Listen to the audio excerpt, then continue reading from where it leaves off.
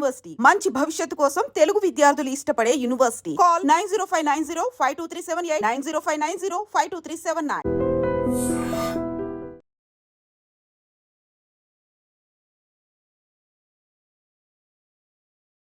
X ఆఫీసర్గా మీరు ఎన్నో ఆపరేషన్స్ చేశారు, దగ్గరుండి చూశారు. సో దీన్ని ఎలా తీసుకుంటున్నారు అసలు? ఇట్స్ వెరీ సాడ్ ఇన్సిడెంట్ అండి. ఎందుకంటే మనకి కాశ్మీర్లో ఉన్నటువంటి ప్రస్తుత పరిస్థితులు కనుక మనం చూసినట్లయితే అంతా కూడా శాంతియుత వాతావరణం ఉందండి. అందులోనే ఆర్టికల్ 370 రద్దు చేసిన తర్వాత సాధారణ జీవన పరిస్థితులు అనేటువంటివి అక్కడ కొనసాగుతున్నాయి. అలాంటి పరిస్థితుల్లో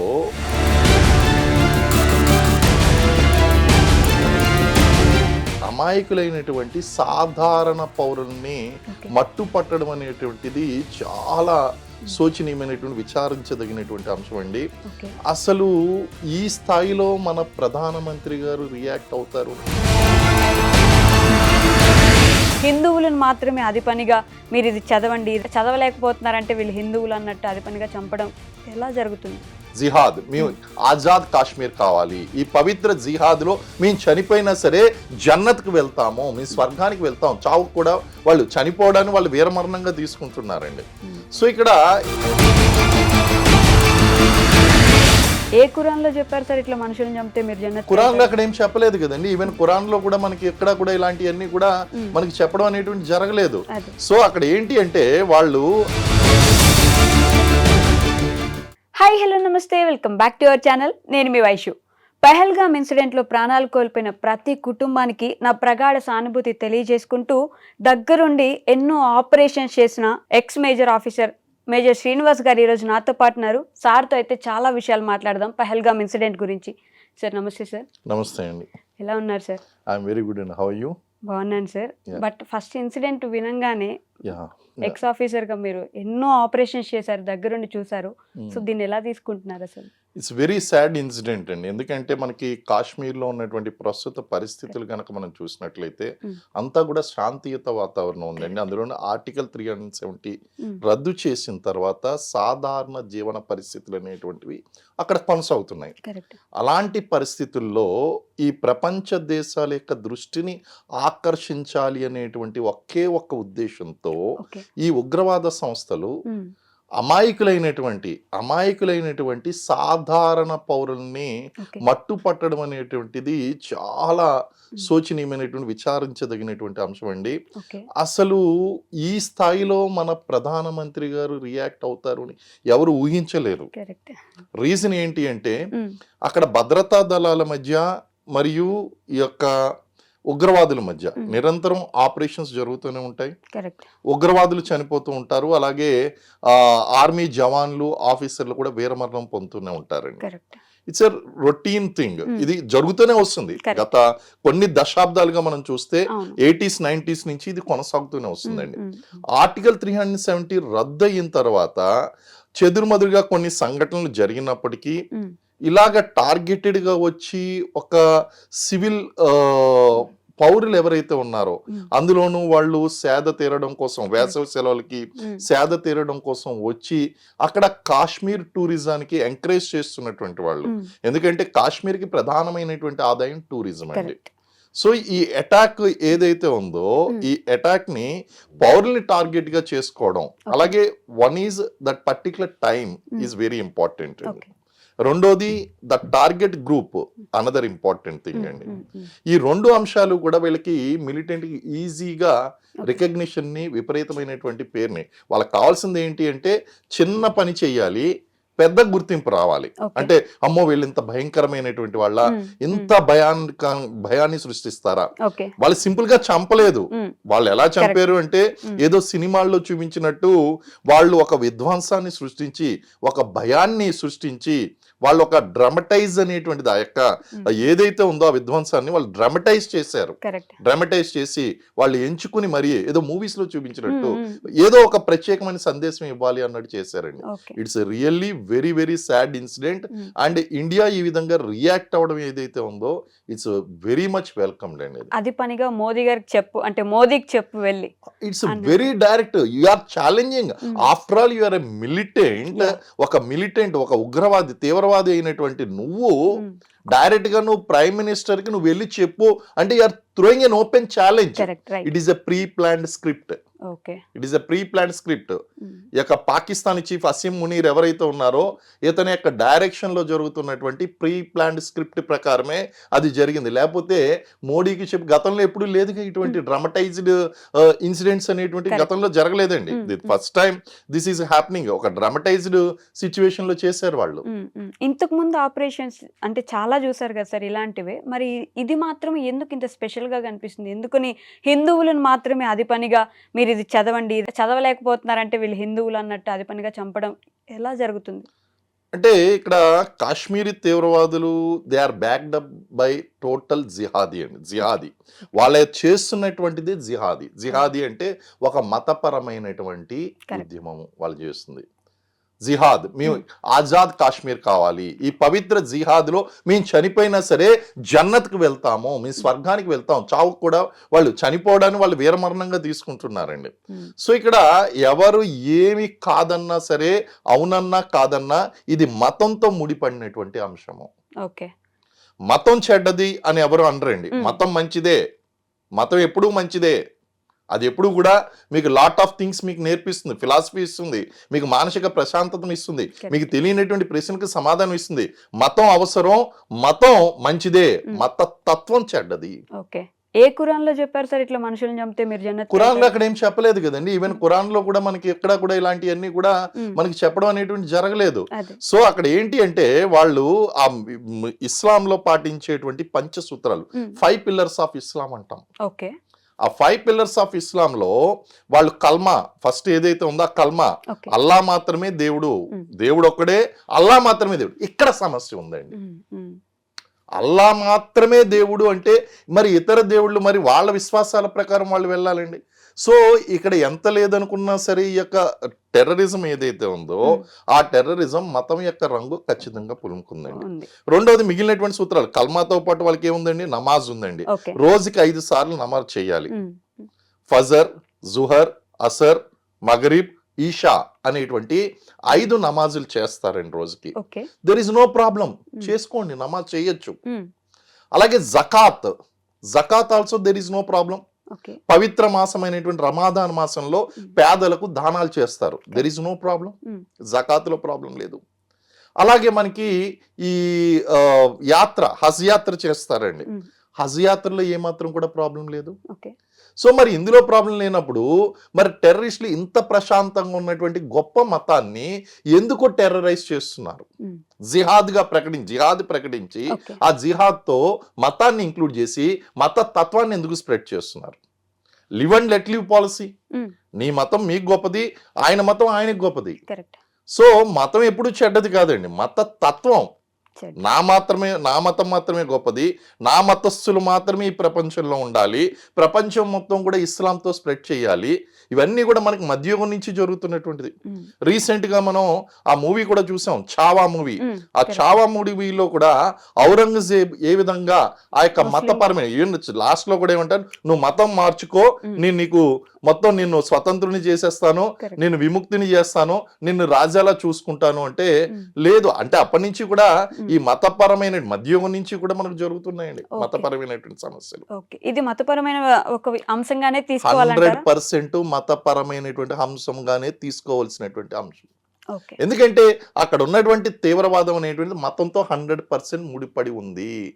లేకపోతే అక్కడ కల్మా చదవమని అడిగి ఎవరైతే ముస్లింలు ఉన్నారో వాళ్ళని విడిచిపెట్టి మిగిలినటువంటి వాళ్ళని హిందువులనే టార్గెట్ చేయడం అనేటువంటిది ఖచ్చితంగా వాళ్ళు మనం హిందుత్వ దేశం కాకపోయినా సరే హిందూ దేశంగా ముద్ర వేస్తుంది పాకిస్తాన్. తీవ్రవాదులు హిందూ దేశంగా ముద్ర వేస్తున్నారు. మనది secularistic country, but Hindu dominated, అంటే హిందూ పాపులేషన్ డామినేటెడ్ గా ఉన్నటువంటి కంట్రీ.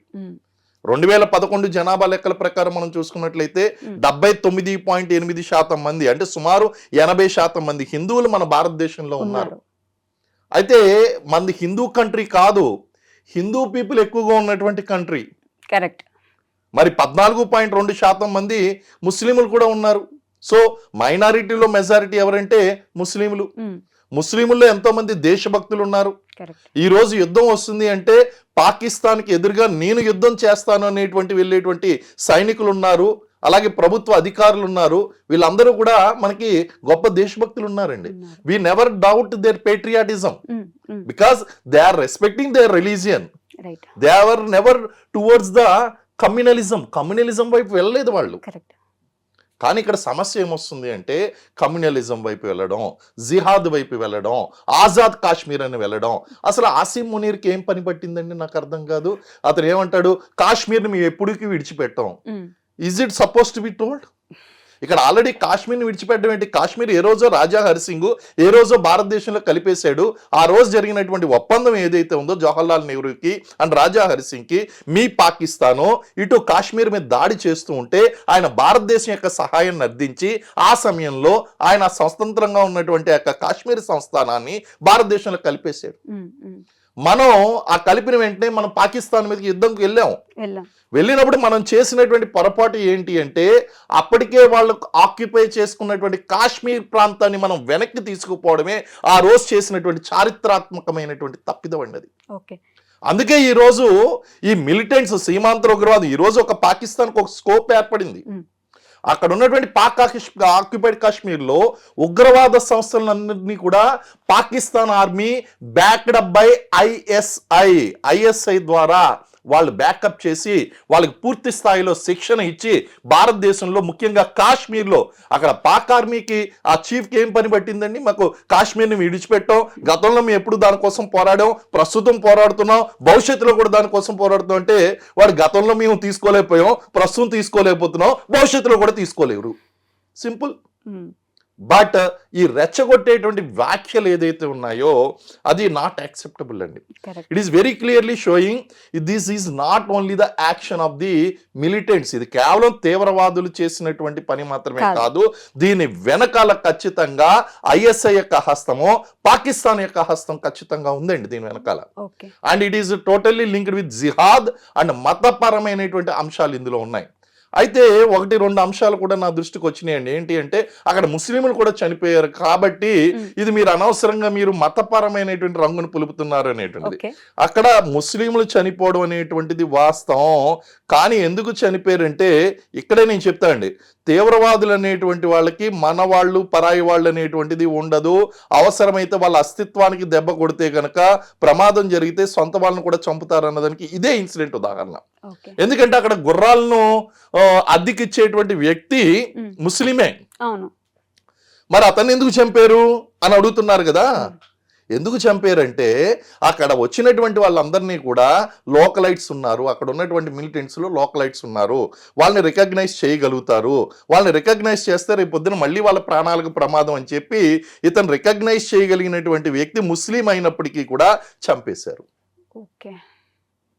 అదే విధంగా ఇక్కడ సెంటిమెంట్స్ చూడండి, జనాల యొక్క సెంటిమెంట్స్ కూడా చూడండి. ఆ సెంటిమెంట్స్ కూడా లోకల్లో ఉన్నటువంటి వాళ్ళందరూ కూడా ఒక రకంగా ఇప్పటికీ కూడా అంటే నెమ్మదిగా తగ్గుతుంది, కానీ దే ఆర్ ప్రో పాకిస్తాన్.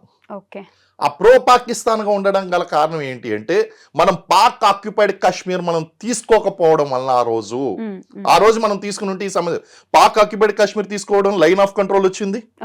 ఈ లైన్ ఆఫ్ కంట్రోల్ నియంత్రణ రేఖ ఏదైతే ఉందో నియంత్రణ రేఖ అవతలేమో వాళ్ళ చుట్టాలు ఉండిపోయారు, వాళ్ళ బంధువులు ఉండిపోయారు, వాళ్ళ సోదరులు, వాళ్ళ పెదనాన్నలు, చిన్నాన్నలు, వీళ్ళందరూ కూడా అక్కడ అటువైపు ఉండిపోయారు, వీళ్ళేమో ఇటువైపు ఉండిపోయారు.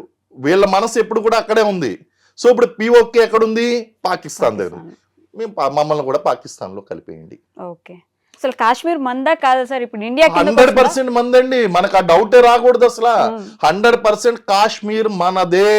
కారణం ఏంటి అంటే ఆ రోజు జరిగినటువంటి ఒప్పందం, ఆ రోజు స్వతంత్ర దేశంగా ఉండొచ్చుగాక రాజా హరిసింగ్ తో జరిగినటువంటి ఒప్పందం ఏదైతే ఉందో దానికి ఆయన రిక్వెస్ట్ చేసినటువంటి కాశ్మీర్కి స్వయం ప్రతిపత్తి కల్పించాలి అన్నటువంటి ఒకే ఒక్క అభ్యర్థనని గౌరవిస్తూ మనం ఆర్టికల్ 370ని మన ఇండియన్ కాన్స్టిట్యూషన్ లో ఇంక్లూడ్ చేసాం. కాశ్మీర్ మంద కాబట్టి ఇన్ని సంవత్సరాలు బట్టి మనం అక్కడ ఇన్ని లక్షల కోట్ల రూపాయలు నష్టం వచ్చినప్పటికీ అక్కడ విపరీతమైనటువంటి ఆయుధ సామగ్రి అక్కడ స్పెండ్ చేస్తున్నాం, మొత్తం మన భద్రతా దళాలన్నింటినీ కూడా ఇన్వెస్ట్ చేస్తున్నాం. కాశ్మీర్ అనేటువంటిది ఎప్పటికైనా సరే ఆ పాక్ ఆక్యుపైడ్ కాశ్మీర్ కూడా మనం తెచ్చుకోవాలి వెనక్కి. కారణం ఏంటి అంటే మన సమస్యకి అందరికీ ప్రధానమైనటువంటి కారణం పాక్ ఆక్యుపైడ్ కాశ్మీర్. కాశ్మీర్ మాత్రమే కాదు, పాక్ ఆక్యుపైడ్, దాని పేరే పాక్ ఆక్యుపైడ్ కాశ్మీర్. ఆ పాకిస్తాన్ ఆక్రమిత కాశ్మీర్ ఏదైతే ఉందో దాన్ని ఖచ్చితంగా మనం వెనక్కి తీసుకురావాల్సినటువంటి సందర్భం ఉంది. ఈ సందర్భం అయితే గనక చాలా ఎగ్జాక్ట్ సందర్భం అని కూడా నేను అంటాను. ఎందుకంటే ఇలాంటి అవకాశాలు ఇచ్చినటువంటిది ఎవరో కాదు, ఈరోజు ఆ యొక్క దాడి చేయడం వలన ఆ అవకాశాన్ని భారతదేశానికి పాకిస్తానే వచ్చి స్వయంగా అవకాశాన్ని ఇచ్చినట్టు అయిందండి. కరెక్ట్. అండ్ కాశ్మీర్ మనదని ముందు ఇండియన్స్ నమ్మాలి. ఈ ప్రతి ఒక్కరు ఆంధ్రాలో ఉన్న, తెలంగాణలో ఉన్న మనదే. దెర్ ఈస్ నో ఇండియన్స్ అంటే మీకు ఇక్కడ ఉండండి, వీఆర్ ఆల్రెడీ ట్రస్టింగ్. ఎవరు నమ్మడం లేదు అంటే, నమ్మడం కాదండి, ఎవరు సపోర్ట్ చేయడం లేదు అంటే అక్కడ ప్రో పాకిస్తాన్ కాశ్మీర్లో ఉన్నటువంటి కొంతమంది, అందులో శ్రీనగర్ వ్యాలీలో ఉన్నటువంటి కొంతమంది వాళ్ళు ఏం చేస్తున్నారంటే పాకిస్తాన్ సపోర్ట్ చేస్తున్నారు. మేము కూడా అక్కడికి వెళ్ళిపోతాం. అక్కడ సమస్య ఉందండి. కాబట్టి వాళ్ళందరినీ నియంత్రిస్తున్నాం అండి. ఇప్పుడు ప్లెబిసైట్ అనేటువంటిది అన్నిసార్లు కుదరదండి. ఇప్పుడు ఏంటంటే మాట్లాడితే మీరు ప్లెబిసైట్ నిర్వహించండి అక్కడ అంటున్నారు. Plebiscite will not conduct.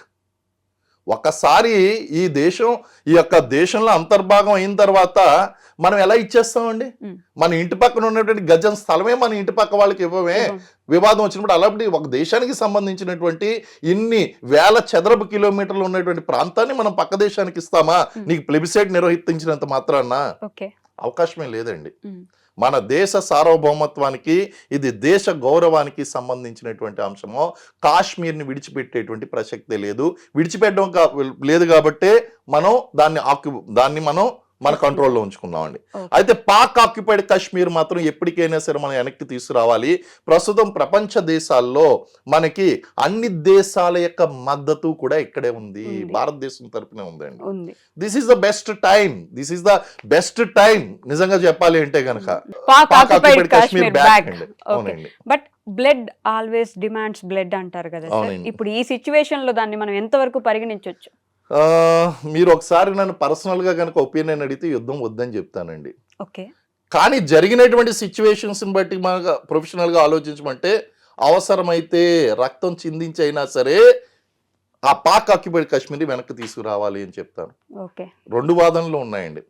కారణం ఏంటి అంటే, మనం ఆ దేశం మీద దాడికి వెళ్ళినప్పుడు ఖచ్చితంగా మనకి నష్టం జరుగుతుంది, ఇరు పక్షాలన నష్టం జరుగుతుంది. అది ఒకవైపునే నష్టం జరుగుతుంది. మనకి ఈ రోజు మీరు ప్రత్యక్షంగా చూస్తున్నారు, రష్యా ఉక్రెయిన్ చిన్న దేశం, రష్యా చాలా పెద్ద దేశం. మరి రష్యాకి ఉక్రెయిన్ నష్టం కలిగించగలిగిందా, కలిగించలేకపోయిందా? Palestine and Israel is very powerful country, but Israel has bleeded. So ఇవన్నీ కూడా మనం చూసుకున్నట్లయితే నష్టం అనేటువంటిది ఇరు పక్షాలు జరుగుతుంది. నష్టం జరుగుతుంది అని చెప్పి మనం కూర్చున్నాము అంటే ఒకసారి బుద్ధి చెప్పవలసినటువంటి పని అయితే ఉందండి. దీనివల్ల ఖచ్చితంగా మన ఆర్థిక వ్యవస్థ కొన్ని దశాబ్దాల వెనక్కి వెళ్ళిపోతుందండి, దెర్ ఇస్ నో డౌట్. కానీ పాకిస్తాన్ మీద పడేటువంటి దెబ్బ ఎలా ఉంటుందంటే మళ్ళీ అది జీవితంలో కోలుకోలేదు. ఎందుకంటే ఇప్పటికే వాళ్ళకి చాలా ఇంటర్నల్ ప్రాబ్లమ్స్ ఉన్నాయండి, అలాగే మనం వీళ్ళు చేసినటువంటి పిచ్చి పని ఏంటి అంటే, సరిగ్గా ఇక్కడ అమెరికా ఉపాధ్యక్షుడు వస్తున్నటువంటి టైంలో ప్రపంచ మీడియా యొక్క దృష్టిని ఆకర్షించాలని ఈ దాడి చేయించడం ఎలా అయిపోయిందంటే, ఇప్పుడు సింపుల్ గా వాళ్ళు ఊహించినటువంటి విషయం ఏంటంటే ఈ సింధు నదీ జలాలను కట్టడి చేసేయడం. దీనివల్ల half of the Pakistan will be dry. ఆహార భద్రత సమస్యను ఎదుర్కొంటారు వాళ్ళు, ఫుడ్ కరువు ఎదుర్కొంటారండి. అక్కడ వాళ్ళ ఆర్థిక వ్యవస్థ చిన్న భిన్నం అవుతుంది. ఇప్పటికే చాలా చిన్న భిన్నంగా ఉంది. మన భారతదేశంతో కనుక పోల్చుకున్నట్లయితే అక్కడ పాకిస్తాన్ లో ఏంటి అంటే కనీసం వాళ్ళు ఒక 50-60 సంవత్సరాల వెనకబడి ఉన్నారు. స్వతంత్రం వచ్చినప్పుడు భారతదేశంలో ఎలాంటి పరిస్థితులు ఉన్నాయో అలాంటి పరిస్థితులకు దగ్గరగానే ఉన్నారండి పాకిస్తాన్లో ఇప్పటికీ కూడా. వాళ్ళ ట్రాన్స్పోర్ట్ సిస్టమ్ చూడండి, పబ్లిక్ ఫెసిలిటీ సిస్టమ్ చూడండి, ఇవన్నీ కనుక చూస్తే ఇక్కడ మనం గుర్రాల మీద లేకపోతే వీటి మీద ఇప్పటికీ కూడా వాళ్ళు గాడిదల మీద ప్రయాణిస్తారండి. They travel and donkeys. ఆ బార్డర్ లో చూస్తూ ఉంటాం కదా, వాళ్ళు గాడిదల మీద, వాళ్ళు దే జస్ట్ ఏదో గుర్రాల మీద వెళ్తున్నట్టు వెళ్తూ ఉంటారండి. ఆ డాంకీ కార్ట్స్ వెళ్తూ ఉంటాయి ఇవన్నీ కూడా. So their economy is very very poor అండి. అలాగే పాకిస్తాన్ నిజంగా మనం వాళ్ళు ఇబ్బంది పెట్టినట్టు మనం ఇబ్బంది పెట్టాలి అంటే అక్కడ బెలూచిస్తాన్ ఆల్రెడీ ఉంది. బెలూచిస్తాన్ రెవల్యూషనరీ ఆర్మీ, వాళ్ళని తీసుకుని వచ్చి బెలూచిస్తాన్ లిబరేషన్ ఆర్మీ ఏదైతే ఉందో BLA అని, దాన్ని ముందుకు తీసుకొచ్చి మనం కూడా చెయ్యాలంటే వాళ్ళకి ప్రాబ్లం క్రియేట్ చేయొచ్చు. అంత దాకా ఎందుకండి, ఈ తాలిబాన్ ఎవరైతే అధ్యక్షుడు ఉన్నాడో ఆయన కూడా ఏమన్నాడు, పాకిస్తాన్ ఈ విధమైనటువంటి పని చేయడం అంటే వాళ్ళు పెంచి పోషిస్తున్నటువంటి మిలిటెంట్ సంస్థలు కూడా పాకిస్తాన్కి మద్దతు ఇవ్వడం లేదు. ఆశ్చర్యకరమైనటువంటి విషయం. ఓకే. మరి ఈ లష్కరీ తయ్యబా అనవసరంగా వీళ్ళు రెచ్చగొట్టడం వలన, అసీం మునీర్ వీళ్ళందరూ రెచ్చగొట్టడం వలన రెచ్చిపోయి, ఆల్రెడీ ఆయన కూడా ఉన్నాడుగా లష్కరీ తయ్యబా యొక్క అధ్యక్షుడు, ఆయన కూడా ఈ విధ వివాదాస్పదమైనటువంటి స్టేట్మెంట్లు ఇవ్వడం, దాని యొక్క అనుబంధ సంస్థ TRF ఈ యొక్క పని చేయడం, ఇదంతా కూడా చకచక జరిగిపోయినాయి. ఓ రకంగా చెప్పాలంటే they did a most unexpected foolish action of their history అండి.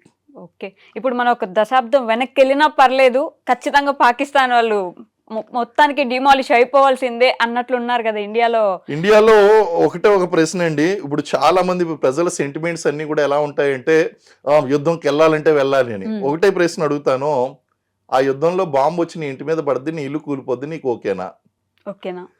నష్టానికి నువ్వు సిద్ధంగా ఉన్నావా? ఎందుకంటే అది కూడా ఉంటుందండి ఇక్కడ. సెంటిమెంట్స్ ఒకటే కాదు.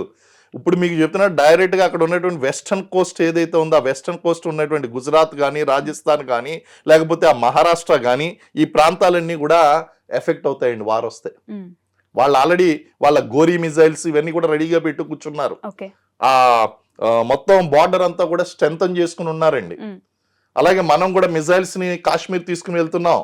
అలాగే ఈ రోజు వచ్చినటువంటి న్యూస్ ఏంటంటే సైనికుల యొక్క మొత్తం వాళ్ళ యొక్క సెలవులు రద్దు చేశారు, వెనక్కి పిలిపిస్తున్నారు.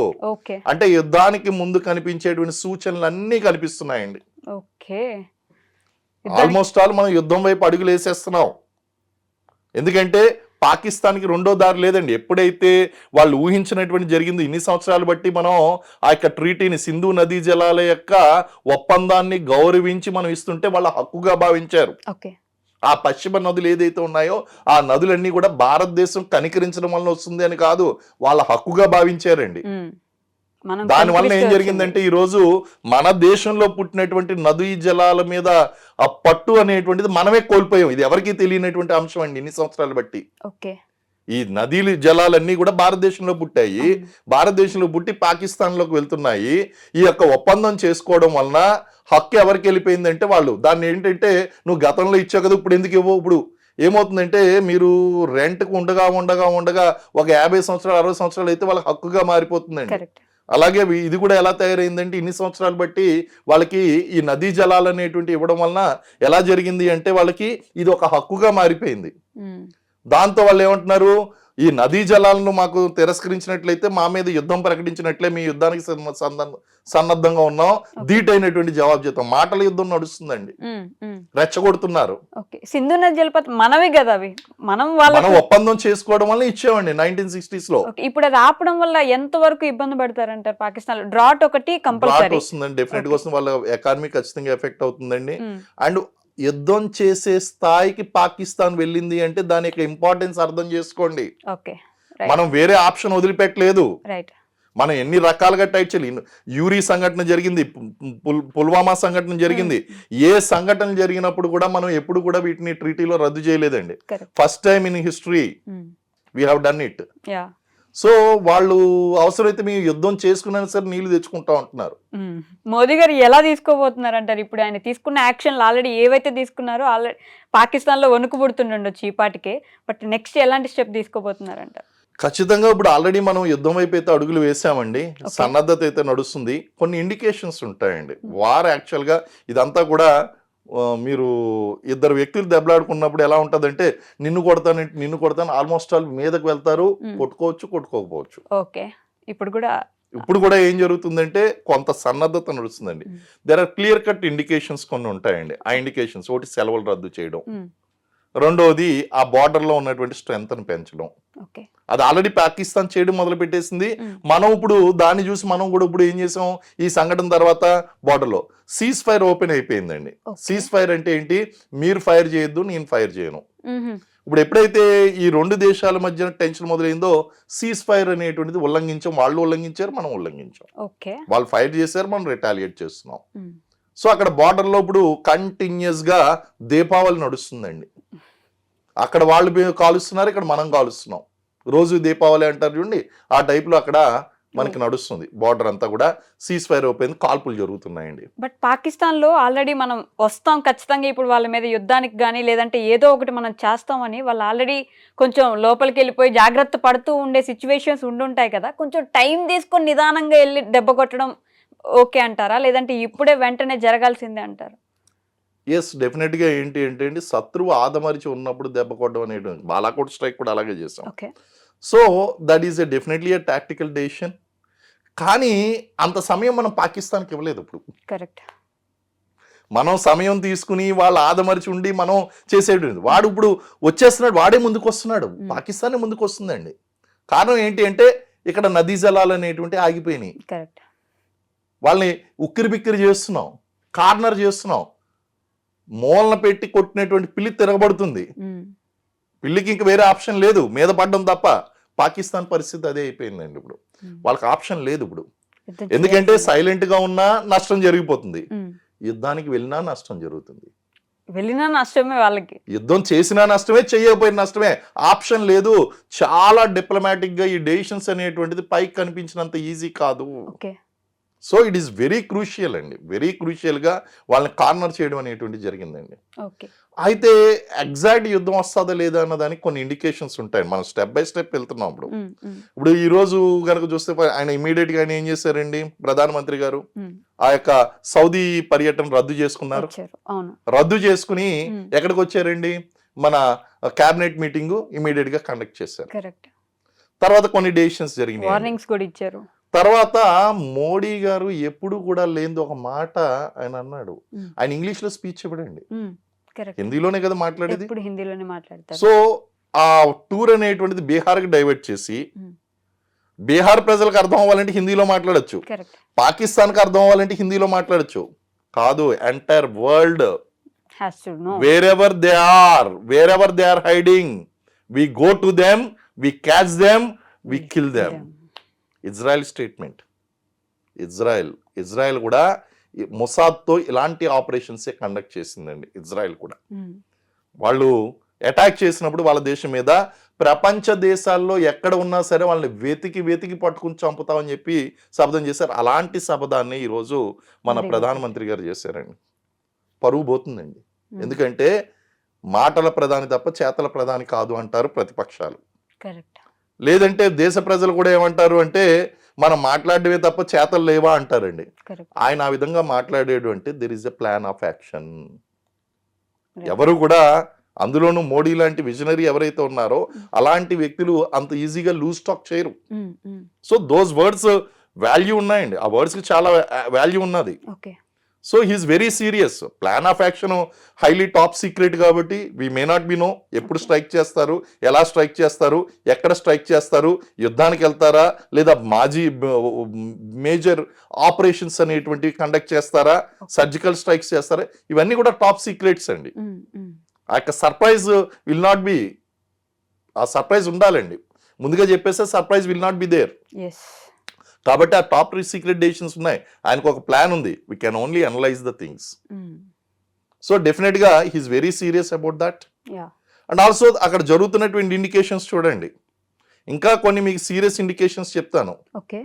మైన్ ఫీల్డ్స్ పెట్టినా, మైన్ ఫీల్డ్స్ అంటే మైన్ ఫీల్డ్స్ ఎప్పుడు పెడతామంటే యుద్ధానికి ప్రిపేర్ అయిపోయినప్పుడు మైన్స్ పెడతామండి. దానికి ఆర్డర్స్ వచ్చిన మైన్స్ కి కానీ, లేకపోతే అటు పాకిస్తాన్ హై కమిషన్ లో ఉన్నటువంటి భారతీయ రాయబారుల్ని ఎంప్లాయీస్ ని వెనక్కి పిలిపించిన, ఇక్కడ భారతదేశంలో ఉన్నటువంటి వాళ్ళని బయటికి తోసేసిన యుద్ధానికి ఇండికేషన్. ఆల్రెడీ జరుగుతున్నట్టునే కదా సార్. ఎక్కడ ఇంకా వాళ్ళని వెనక్కి పిలిపించలేదు కానీ ఇక్కడ ఉన్న పాకిస్తాన్ టూరిజం తగ్గించాం, వాళ్ళు తగ్గించారు, మనం తగ్గించామండి. కానీ 100% ఎంబసీ వేకేట్ చేసి వెనక్కి వెళ్ళిపోమని చెప్పలేదు కదా. రాయబారిని మన దేశం ఖాళీ చేసి, అంటే ప్రస్తుతం మనం ఇంటర్వ్యూ చేస్తున్నటువంటి సమయానికైతే అది జరగలేదు. జరిగితే అది ఇండికేషన్, ఇమీడియట్ ఇండికేషన్. ఎందుకంటే మరి వారు జరిగితే అక్కడ మన వాళ్ళు ఉండిపోతారండి, ఇక్కడ వీళ్ళు ఉండిపోతారు, లేదా వీళ్ళు పారిపోయి లేకపోతే వాళ్ళు ఉండిపోతే కష్టం. సో మనం వెనక్కి పిలిపించుకోవాలి యుద్ధానికి వెళ్లే కంటే ముందు అక్కడ. ఖచ్చితంగా అండి ఇండికేషన్ అండి, మేజర్ ఇండికేషన్. ల్యాండ్ మైన్స్ అయ్యి పెట్టడం మేజర్ ఇండికేషన్. బలగాలు ఆఫ్ కోర్స్ ఇవన్నీ మిగిలినవన్నీ కూడా ప్రిపరేషన్స్ జరిగిపోతున్నాయి అనుకోండి. ఈవెన్ 2002లో ఆపరేషన్ పరాక్రమ్కి మన ఆపరేషన్ పరాక్రమ్ నడిచిందండి. ఆ టైంలో కూడా మేము మైన్స్ లే చేసాం. ఓకే. అటు పాకిస్తాన్ బార్డర్ నిండా కూడా మైన్స్ లే చేసాం ఆపరేషన్ పరాక్రమ్లో. ఎందుకంటే పార్లమెంట్ మీద జరిగినటువంటి అటాక్కి ప్రతిఫలంగా. మరి అలాంటిదే ఇది అండి. అప్పుడు కూడా మన జాతి గౌరవాన్ని దెబ్బకొట్టారు. పార్లమెంట్ మీద అటాక్ జరిగిందండి.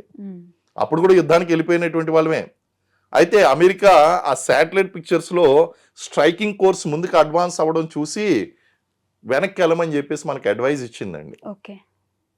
ఇప్పుడు అమెరికా ఓపెన్గా స్టేట్మెంట్ ఇవ్వకపోయినా ట్రంప్ గారు మన వెనకాలే ఉన్నారని చెప్పేసి అది అందరికీ తెలిసినటువంటి విషయమే. Even Britain has openly made a statement, France has made open statement. మీరు భారత్ దీనికి సంబంధించి ఎటువంటి చర్య తీసుకున్నా మేము మద్దతు ఇస్తామని ఓపెన్ గా చెప్పేశారు ఈ రెండు దేశాలు. Israel is with us, Ukraine is with us, Russia is with us. China ఉండదు అంతే అండి. చైనా అటువంటివి ఉండవు. కానీ ప్రపంచంలో ఉన్నటువంటి మెజారిటీ కంట్రీస్ అన్ని కూడా మన వెంటనే ఉన్నాయి. Even they are also very serious, very serious about this incident అన్న విషయాన్ని వాళ్ళు అర్థం చేసుకున్నారు. సో ఇవన్నీ కూడా ఏంటంటే డిప్లొమాటిక్ గా ప్రపంచంలో పాకిస్తాన్ ఒక దోషిగా నిలబెట్టి దౌత్యపరంగా జరుగుతున్నటువంటి వార్ఫేర్ ఏదైతే ఉందో అందులో భాగంగా మనం కొన్ని చర్యలు తీసుకున్నాం. అష్టదిగ్బంధనం చేసినాం పాకిస్తాన్ని. ఉక్కిరి బిక్కిరి అవుతుంది.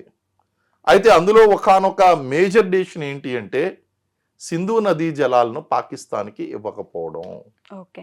అది చాలా పెద్ద డెసిషన్ అయిపోయేసరికి వాళ్ళు దిక్కుతోచనటువంటి పరిస్థితిలో కయ్యానికి కాలు దూతున్నారండి. అదే యుద్ధం అంటే చంపడం కాదు, గెలవడం అనే దానికి ఇప్పుడు మోదీ గారు ఖచ్చితమైన నిదర్శనం అని ఆల్రెడీ వి ఓన్ అండి. ఇంకేంటంటే ఫిజికల్ వార్ జరగాలంతే, అదొకటే మిగిలింది. వాళ్ళకి ఖచ్చితంగా రిపెంటెన్స్ అయితే ఉంది. ఏంటి అనవసరంగా కొరిగితో తలగొక్కున్నట్టు అయిపోయింది.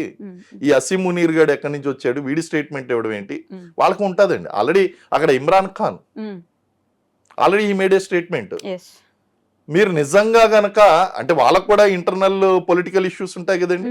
ఈ ప్రతిపక్ష నేత కదా మరి చేశాడు. మీరు నిజంగా తప్పు చేసి ఉండకపోతే భారత్ మీద జరిగినటువంటి దాడి మాకు సంబంధం లేదని మీరు ఎందుకు ఖండించడం లేదు అని అడిగిన తర్వాత ఖండించారు.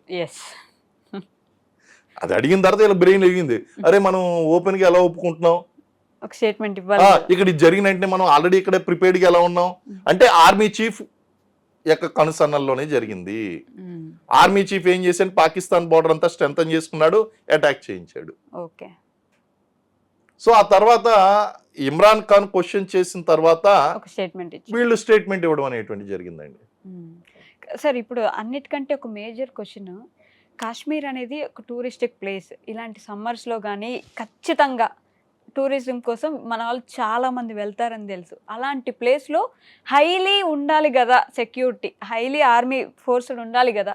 మరి అంతమంది అక్కడ ఇది జరుగుతున్నప్పుడు అక్కడ ఎందుకు ఎవరు లేరు అనే ఒక క్వశ్చన్ వస్తే?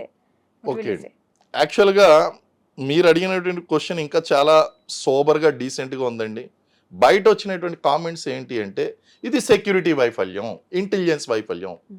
ఫస్ట్ ఆఫ్ ఆల్ ఈ కామెంట్లు చేసేటువంటి వాళ్ళు ఎవ్వరికీ కూడా కాశ్మీర్లో ఉన్నటువంటి వాస్తవ పరిస్థితుల మీద 100% ప్రాక్టికల్ ఆర్ ఎగ్జాక్ట్ ఇన్ఫర్మేషన్ లేదు. దే హావ్ నాట్ ఎక్స్పీరియన్స్డ్ అండి. రీజన్ ఏంటి అంటే ఇక్కడ కాశ్మీర్లో ఉన్నటువంటి పరిస్థితులు ఇంచ్ బై ఇంచ్ ఇవ్వాలి అంటే గనక మన డిఫెన్స్ ఫోర్సెస్లో ఉన్నటువంటి సగం ఎఫర్ట్స్ దానికే వెళ్ళిపోతాయండి.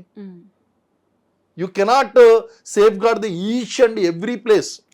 అంటే కేవలం పహల్గాం ఒక్కటేనా మన కాశ్మీర్లో ఉన్నటువంటిది? ఇలాంటి ప్రాంతాలు ఎన్ని ఉన్నాయండి? అడుగడుగున కాశ్మీర్ వ్యాలీ అంటేనే అడుగడుగున టూరిస్ట్ ప్లేస్ అండి. మరి వీటిని అన్నింటినీ మనం కాపాడుకుంటూ వెళ్ళిపోతే నిరంతరం మనం భయంతో ఉండాలా? సో ఇది సెక్యూరిటీ వైఫల్యం అనేటువంటిది వాస్తవ పరిస్థితులు వేరండి అక్కడ. సో తెలియకుండా ఇది సెక్యూరిటీ వైఫల్యం అంటే నేను బీయింగ్ ఎక్స్పీరియన్స్ చేసినటువంటి ఒక మాజీ సెక్యూరిటీ పర్సనల్గా నేను ఏమంటానంటే దీన్ని పూర్తిగా నేను ఖండిస్తానండి. సెక్యూరిటీ వైఫల్యం అని మాత్రం నేను ఎప్పుడు there is a scope of improvement everywhere. Security అనేటువంటిది it is a consistent action, continuous effort, consistent అనేటువంటిది ఉంటుంది. దెర్ ఈస్ ఆల్వేస్ ఇంప్రూవ్మెంట్ అండి, ఆల్వేస్. ఏమండి ఈరోజు అమెరికా ట్విన్ టవర్స్ మీద అటాక్ జరిగింది.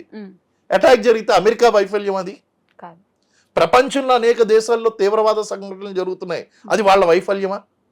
ఎంతో అలర్ట్గా ఉన్నటువంటి ఇజ్రాయెల్కి వాళ్ళు ఆ యొక్క డ్యూటీ చేంజ్ అయ్యేటువంటి టైంలో డ్రోన్ అటాక్ జరిగింది, వాళ్ళ యొక్క ఐరన్ కర్టెన్ను దాన్ని ఏం చేయలేకపోయిందండి. సో ఆ విధంగా కనుక మనం చూసినట్లయితే మరి ఎన్ని సెక్యూరిటీ వైఫల్యాలా కాదుగా. సో మనం చాలా జాగ్రత్తగా మనం వీటిని చూసినప్పుడు వాస్తవాలను కొంచెం మనం అంచనా వేయాలి. ఇప్పుడు మనం ఏదో ఇక్కడ బంజారా హిల్స్లో ఉన్నట్టు లేకపోతే అక్కడ ప్లెయిన్ ఏరియాలో ఉన్నట్టు ఉండదని కాశ్మీర్లో. Okay. Undulated ground, blind spots, line of sight క్లియర్గా ఉండదు, విజిబిలిటీ సరిగ్గా ఉండదు, అండ్ బ్యాడ్ వెదర్ కండిషన్స్, అలాగే ఇన్ఫిల్ట్రేటెడ్ దారులు చాలా ఉంటాయండి. వాటిని అన్నింటినీ కాసుకుంటూ ఉంటున్నారు ఆల్రెడీ. ఇంకా టూరిస్టులకు కూడా సెక్యూరిటీ ఇస్తే మనం అడుగడుగునా ఇప్పుడు కుంభమేళాకి ఇచ్చి, ఇప్పుడు కుంభమేళా ఉందండి, కుంభమేళాలో ఏ ఇన్సిడెంట్ జరగలేదు. ఇప్పుడు పొరపాటున ఏదైనా ఇన్సిడెంట్ జరుగుంటే ఈ సెక్యూరిటీ వైఫల్యం, మీరు కుంభమేళ ఇన్ని కోట్ల మంది వచ్చినటువంటి భారతదేశంలో మీకు అటాక్ జరుగుతుందని తెలియదా అని ప్రశ్నించడానికి కొంత ఉంటాయండి. 99.999% మీరు అక్కడ మంచిగా జరుగుతుందా అని గురించి పట్టించుకోరు. ఎక్కడో ఒక సంఘటన ఇలా జరిగితే దీన్ని సెక్యూరిటీ వైఫల్యం, ఇంటెలిజెన్స్ వైఫల్యం అంటే I will not agree. It's not correct అండి. రీజన్ ఏంటి అంటే there is a scope of improvement, there is a thing. అరగంట లేట్గా ఎందుకు వెళ్ళారు అని అడుగుతారండి. సరే నిన్ను పంపిస్తావు, నువ్వు వెళ్ళు, నువ్వు 2 గంటలు లేట్గా వెళ్తావు. అక్కడ వాళ్ళు ట్రైన్డ్ పీపుల్ కాబట్టి అరగంటలో చేరుకోగలిగారు వాళ్ళు. అరే అవన్నీ కూడా కాలిదారులండి, అవన్నీ ఎక్కుడు దిగుడు ఉంటాయండి, అవన్నీ కూడా కాలిబాటలు. అటువంటి ప్రాంతంలో కొన్ని ప్రాంతాల్లో మీరు ఆర్మీని పెట్టడం కూడా సూసైడే. ఎందుకంటే ఎక్స్టర్నల్ సపోర్ట్ ఉండదండి అక్కడ. బయట నుంచి టైం తీసుకుంటుంది. ఇప్పుడు మీరు సరేనండి వీళ్ళు చెప్పారు, వీళ్ళకి ఎటువంటి అనుభవం లేకుండా వీళ్ళు మాట్లాడారు అని చెప్పి అక్కడ మనం ఒక ప్లెటూన్ చాలా ఎక్కువ సెక్షన్ ఏదో పెట్టామండి. పెట్టిన తర్వాత వాళ్ళు ఒక సెక్షన్ పీపుల్ మీద ఒక 30 మంది దాడి చేశారు. ఏంటి వాళ్ళ పరిస్థితి? వెనకాల రీఎన్ఫోర్స్మెంట్ రావాలంటే అరగంట పడుతుంది. ఈ అరగంట లోపల వీళ్ళు బతుకుంటే బతుకున్నట్లు, లేకపోతే చనిపోతే చనిపోయినట్టు. So every place is not this thing అండి. అందుగురించే కదండి మేము బార్డర్లో ఉన్నటువంటి ప్రతి ప్లేస్ని కూడా ఫిజికల్గా మేము దాన్ని గార్డ్ చెయ్యము, పెట్రోలింగ్ ద్వారా కవర్ చేస్తాము, మళ్ళీ వెనక్కి వస్తాము, ఆ ప్లేసెస్ మళ్ళీ వెళ్ళి చూసుకుంటాం. ఇవన్నీ కూడా చూసుకుంటే అవన్నీ చేయాలండి. అవన్నీ కూడా ఎవరికి అర్థమవుతాయంటే ఒక డిఫెన్స్ పర్సన్కి, అక్కడ ఉన్నటువంటి యాక్చువల్గా జాబ్ చేస్తున్నటువంటి వాళ్ళకి తెలుస్తుందండి. డూ యూ థింక్ దట్ అక్కడ ఉన్నటువంటి colonels, brigadiers, major generals, commanders, RR battalions వాళ్ళకి తెలియదా ఈ విషయం? ఖచ్చితంగా తెలుసు. ప్రధానమంత్రికి తెలియదా అండి? అజిత్ దోవల్ గారికి తెలియదా? Everybody knows. ఓన్లీ థింగ్ ఏంటి అంటే అక్కడ పాసిబిలిటీస్, మనం ఏదైనా ఒకటి మాట్లాడినప్పుడు అక్కడ వాస్తవ పరిస్థితులు అనేటువంటి మనం చూసింది వేరు. I definitely can challenge. ఇప్పుడు ఎవరైతే ఈ విధంగా మాట్లాడుతున్నారో వీళ్ళలో 99% అక్కడ వాస్తవ పరిస్థితులు చూడనటువంటి వాళ్ళు, ఊహించుకున్నటువంటి వాళ్ళే. బార్డర్ అంటే ఒక కంచి ఉంటుంది, గన్ను పట్టుకుని నిలబడతాడు అవతల, ఇదంతా ఊహం అండి. వాస్తవాలు వేరేగా ఉంటాయి. సో ఇది ఇంటెలిజెన్స్ ఫెయిల్యూరు లేకపోతే స్కోప్ ఫర్ ఇంప్రూవ్మెంట్ ఆల్రెడీ ఎవరు వదిలిపెట్టరండి. స్కోప్ ఫర్ ఇంప్రూవ్మెంట్లో అది రెగ్యులర్ ఇంప్రూవ్మెంట్ నడుస్తూనే ఉంటాయి. వాటిని ఏ విధంగా గార్డ్ చేయాలి, ఏ విధంగా చూడాలి. సరే technology, yes there is a scope for technology develop చేసుకోవాలి. డ్రోన్ ద్వారా వచ్చి ఏదన్నా చూడడం వెళ్ళడం, లేకపోతే ఆ దారులు ఏమన్నా చూడడం, ఇలాంటి డ్రోన్ టెక్నాలజీ వచ్చింది, సీసీటీవీ కెమెరాలు వచ్చినాయి. ఇలాగ కొన్ని ఇంప్రూవైజ్డ్, దిట్స్ కంటిన్యూస్ డెవలప్మెంట్ అంటాను నేను. అంతే తప్ప ఒక ఇన్సిడెంట్ జరిగిన దాని తర్వాత డిఫెన్స్ ఫోర్సెస్ని లేకపోతే ఇంటెలిజెన్స్ ఫోర్సెస్ని ఫెయిల్యూర్ అనడం అనేటువంటిది కరెక్ట్ కాదు. ఇలాంటి ఒక పాయింట్లో ఆర్మీ అంటే సినిమాల్లో చూపించినట్టు ఉండదు, సినిమాల్లో ఏదో సూపర్ హీరోలా చూపిస్తారు, బయట అసలు అంత లేదు అనే కామెంట్స్ కూడా రేజ్ అయ్యి ఉన్నాయి సార్. మీరు ఖచ్చితంగా చూసే ఉంటారు. అది వాస్తవం అండి. సినిమాల్లో చూపించినట్టు ఉండదు ఆర్మీ. ఇప్పుడు నేను స్వయంగా ఫేస్ చేసినటువంటి ఎన్కౌంటర్ చెప్తాను మీకు. నేను చేసినటువంటి ఎన్కౌంటర్ కనుక మీకు సినిమాల్లో చూపించాలంటే నేను ఏదో గాల్లో ఎగురుతూ ఒక పెద్ద గన్ తీసుకుని వాడు నన్ను కాలుస్తున్నా సరే ఇలా తప్పించుకుని అలా తప్పించుకుని ఒక 10 మందిని 100 మందిని వేసేసి వచ్చేయడం అన్నట్టు చూపిస్తారు. అది కాదండి ఆర్మీ అంటే. మా ఇద్దరికి చావుకి బతుక్కి మధ్య, మా ఇద్దరికి మధ్య ఉన్నటువంటి తేడా 1 సెకండ్. నేను 1 సెకండ్ ముందు నా వెపన్ తీసి వాడిని కాలిస్తే వాడు చేస్తాడు, నాకంటే ముందు 1 సెకండ్ ముందు కాలిస్తే నేను చేస్తాను. సో ఆ విధంగా కనుక చూస్తే it is a mutual fight అండి. అది చాలా మనం మూవీలో చూపించినట్టు ఉండదండి అక్కడంతా కూడా. You have to save your self. మమ్మల్ని మనం కాపాడుకుంటూ ఉండాలి. ఆ యొక్క ఏదో ఒక రాయి చాట్నో ఏదో ఒక చాట్నో వెళ్ళాలి. ఈ లోపల వాడు ఏదైనా గ్రెనేడ్ ఇసిరితే లేకపోతే రాకెట్ లాంచర్ యూజ్ చేస్తే ఇట్ ఈస్ వెరీ ప్రాక్టికల్గా ఉండేటువంటి చాలా ఇదిగా ఉంటుందండి. అరే ఈయన పరిగెడుతున్నాడు, దాక్కుంటున్నాడు, అది కాదండి. First you have to save yourself, then kill others. మూవీస్లో చూపించినట్టు ఉండదండి అదంతా కూడా. ఇదంతా పర్సెప్షన్స్. ఇది కేవలం అందు గురించి నేనేమంటానంటే, ఇలా మాట్లాడేటువంటి వాళ్ళందరినీ కూడా అగ్నివీర్ పథకం వచ్చింది కదండి, ఇలాంటి పథకం ఏదో పెట్టి కొన్ని రోజులు అక్కడ పంపించి ఎక్స్పీరియన్స్ చేయించి అప్పుడు వాస్తవాలు మాట్లాడతారండి వీళ్ళు. అప్పుడు అందరికి నిజమేంటో అర్థం అవుతుందండి. అరే బుల్లెట్ నీ నెత్తిమించి దూసుకొస్తూ ఉంటే నువ్వు ఆ ముందు నుంచి అసలు చావును కూడా లెక్క చేయకుండా ముందుకు వెళ్ళడం ఎలాగో, is it so easy? Not at all. ఇప్పుడు అక్కడ మన కార్గిల్ వార్లో తెలుసండి, ఆ టైగర్ హిల్ కానీ లేకపోతే ఇవన్నీ క్యాప్చర్ చేసినప్పుడు ఖచ్చితంగా వీళ్ళు చనిపోతారని తెలుసు. అయినా సరే వాళ్ళకి తెలియనటువంటి విషయం ఏంటంటే నో లుక్ బ్యాక్, వెనక్కి తిరిగి రావడం అనేటువంటి తెలియదు. ఒక్క ఆర్డర్ అక్కడ ఇచ్చేటువంటి కమాండర్ ఇచ్చేటువంటి ఒక్క ఆర్డర్ మీద గో అండ్ అటాక్ అంతే. నేను చచ్చిపోతానని తెలుసు, ఫ్యామిలీ గుర్తురాదు, వెనకాల ఉన్న వాళ్ళు ఎవరు గుర్తురారండి. అలాంటి టైంలో కూడా మీరు అటాక్ చేసి పనిచేస్తున్నారంటే వాళ్ళు ఇచ్చినటువంటి దానికి మీరు రెస్పెక్ట్ చేయకుండా మీరు ఇలా చేయలేదు అలా చేయలేదు, ఇది లోపల తప్పండి. ఇది ఆర్మీ ఆఫీసర్ తప్పు పట్టడమే తప్పు. ఫస్ట్ ఆఫ్ ఆల్ అర్హత, what is your qualification to comment that? Do you know tactics? Do you know how many types of weapons are there? Do you know what is line of sight? What is bombardment? What is bunker drill? You don't know. అవన్నీ నీకు తెలియనప్పుడు నువ్వు ఇది తప్పు అని ఎలా చెప్తావు? చెప్పడం చాలా ఈజీ అండి. సో ఇటువంటి సమయంలో మనం కొంచెం సంయమనాన్ని పాటించాలి. It is not so easy that saying that వీళ్ళ ఫెయిల్యూర్ వాళ్ళ ఫెయిల్యూర్. ఏదైనా ఇన్సిడెంట్ జరిగినప్పుడు ఫెయిల్యూర్ అని చెప్పేయడం చాలా ఈజీ. ఇక్కడ మీరు మోడస్ ఆఫ్ ఆపరెంటీ అర్థం చేసుకోండి. క్లింటన్ వచ్చినప్పుడు మరి అప్పుడు అటాక్ జరగలేదా? ఈ రోజు మళ్ళీ అమెరికా నుంచి సీనియర్ డెలిగేటరీ వచ్చినప్పుడు మళ్ళీ అటాక్ జరిగింది. అంటే వీళ్ళు ఎందుకు అటాక్ చేస్తున్నారు? వీళ్ళ యొక్క ఫిలాసఫీ ఏంటి? వాళ్ళకి ఏం కావాలి? వాళ్ళకి కావాల్సిన రికగ్నిషన్, హ్యూజ్ క్యాంపెయిన్, గుర్తింపు కావాలి, ఈజీగా గుర్తింపు కావాలి వాళ్ళకి.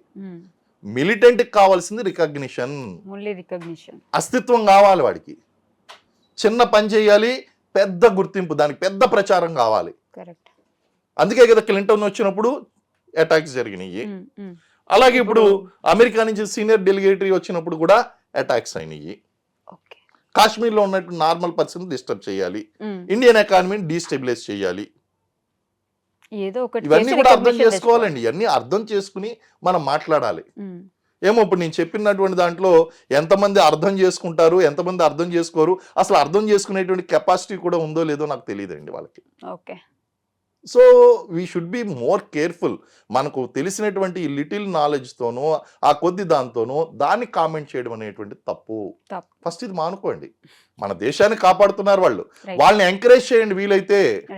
ఆ తప్పు ఇక్కడ లోపం ఉంది, అక్కడ లోపం ఉంది, దానికి మీరుగా చెప్పాల్సింది. దానికి ఉన్నారు అక్కడ సీనియర్ కమాండర్స్ ఉన్నారు, ఆర్మీ పీపుల్ ఉన్నారు. Their job bread and butter is that, they will do that. మనం ప్రశాంతంగా పడుకుంటున్నాం అంటే అవసరమైతే మోరల్ సపోర్ట్ ఇవ్వండి కుదిరితే. అది సో ఇలాగా మనం చాలా ఆస్పెక్ట్స్ కవర్ చేయవలసి ఉంటుందండి. ఓకే. అండ్ ఇప్పుడు క్రికెట్ గురించి మాట్లాడితే పాకిస్తాన్కి ఇండియాకి కూడా క్రికెట్లో సంబంధాలు ఉన్నాయి. వాళ్ళు వచ్చి ఆడుతుంటారు ఇక్కడ. మనం వెళ్ళాల్సిన సిచ్యువేషన్స్లో మనం దుబాయ్ దాకా వెళ్ళి ఆడిన సిచ్యువేషన్స్ ఉన్నాయి కదా. సో అసలు మొత్తానికి క్రికెట్ కూడా పాకిస్తాన్తో సంబంధాలు తెంపేసుకుంటే బెటరా అని అంటే మీరు ఏం చెప్తారు sir? It's all depending upon the situation అండి. ఈ సిచ్యువేషన్ సేమ్ ఉండదండి. ఓకే. మళ్ళీ మీరు కొన్ని సంవత్సరాలు పోయిన తర్వాత చూడండి, ఇండియా పాకిస్తాన్ మధ్య సిచ్యువేషన్ నార్మల్ అవుతుంది. It will be normal, no doubt. So normal అయినప్పుడు again we play. Nothing is permanent అండి, నథింగ్ ఈజ్ పర్మనెంట్. ఇప్పుడు ఏదైతే ఈ సిచ్యువేషన్ ఉందో ఈ సిచ్యువేషన్లో మనం చేయగలిగింది మనం చేస్తాం, వాళ్ళు చేయగలిగింది వాళ్ళు చేస్తారు. తీగ లాగేంత వరకు వాళ్ళు కనుక లాగినట్టయితే తెగిపోతుందండి. అప్పుడు ఆటోమేటిక్గా యుద్ధానికి వెళ్ళాల్సి ఉంటుంది. యుద్ధానికి వెళ్ళి వచ్చిన తర్వాత మేబీ ఆఫ్టర్ సమ్ ఇయర్ ఎలాగ టెన్షనస్ టైం ఏదైతే ఉందో ఆ టైంలో కనుక ఇట్ ఈస్ నాట్ అడ్వైజబుల్. మనం ఇక్కడ నదీ జలాలని ఆపేసామో, అక్కడ ఉన్నటువంటి వీసాస్ ఏదైతే ఉన్నాయో ఆ సార్క్ వీసాస్, విజిటింగ్ వీసాస్ ఇవ్వడం మానేసామో, ఇవన్నీ కూడా ఆపేసాం. అటువంటిప్పుడు మనం క్రికెట్ ఎలాగ కంటిన్యూ చేయాలండి? నో, నో అది కూడా. Obviously no. Hmm. But situation will change, ఫ్యూచర్లో చూద్దాం. అప్పుడు మళ్ళీ నదీ జలాలు కూడా వదిలిపెడతారు కదా. చెప్పలేము, Hmm. ఏం జరుగుతుంది డెసిషన్ అనేటువంటిది. ఇప్పుడు మనం జస్ట్ వెయిట్ అండ్ వాచ్ అండి. ప్రతి సంఘటనని కూడా మనం ప్రిపరేటరీ స్టేజ్లో ఉన్నాము. Hmm. ఇన్సిడెంట్స్ ఒక్కోటి డెవలప్ అవుతూ వస్తుందండి. అలాగే ఆల్ పార్టీ కాన్ఫరెన్స్, అఖిలపక్ష సమావేశం కూడా పిలవడం జరిగింది. ఇవన్నీ కూడా యుద్ధానికి ముందు ఓకే సూచనలు. ఫస్ట్ ఏం జరుగుతుందంటే రాష్ట్ర ప్రభుత్వాలు రద్దు అయిపోతాయి. రైట్. ఆర్టికల్ 352 ఇంప్లిమెంట్ అవుతుందండి. ఓకే అప్పుడు ఈ మాట్లాడుతున్నటువంటి వాళ్ళ యొక్క నోర్లన్నీ కూడా ఆటోమేటిక్ గా మూతపడిపోతాయండి. యుద్ధానికి ఆర్టికల్ సన్నద్ధం అవుతున్నట్టే. ఇంకా ఆర్టికల్ 352 వచ్చిందంటే ఇంకా no social media, nothing, everything is under control of president of India. Hmm. And president of India and వాస్తవంగా ప్రైమ్ ప్రైమ్ మినిస్టర్. అంతే అండి, వీళ్ళిద్దరే కనిపిస్తారు మనకి. ఇప్పుడు మోదీ గారు ఏం దెబ్బ కొడతారని చూడాల్సిందే మనం. Is taken it very seriously అండి. తీసుకోవాలి కూడా. ఎగ్జాక్ట్లీ. పాకిస్తాన్కి తెలియాలి అండి, పాకిస్తాన్కి తెలియాలి what India can do, what Yes. Maximum extent we can go అనేటువంటి విషయం తెలియాలి. So everything is going very perfectly. Okay చూద్దాం సార్.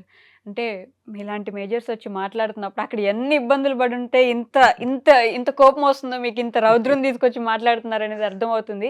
Hats off always. మీలాంటి ఆర్మీ ఆఫీసర్స్ అందరికీ ఎప్పుడైనా శిరసు ఉంచి ఇట్లా నమస్కారం చేసుకోవడం తప్ప ఏమి చేయలేము. Thank you so much sir. Thank you. ఎదురు చూస్తున్నాం మేము నెక్స్ట్ యాక్షన్స్ ఇండియా ఎలా తీసుకోబోతుందని. డెఫినెట్లీ. థ్యాంక్ యూ అండి, thank you very much. Okay sir.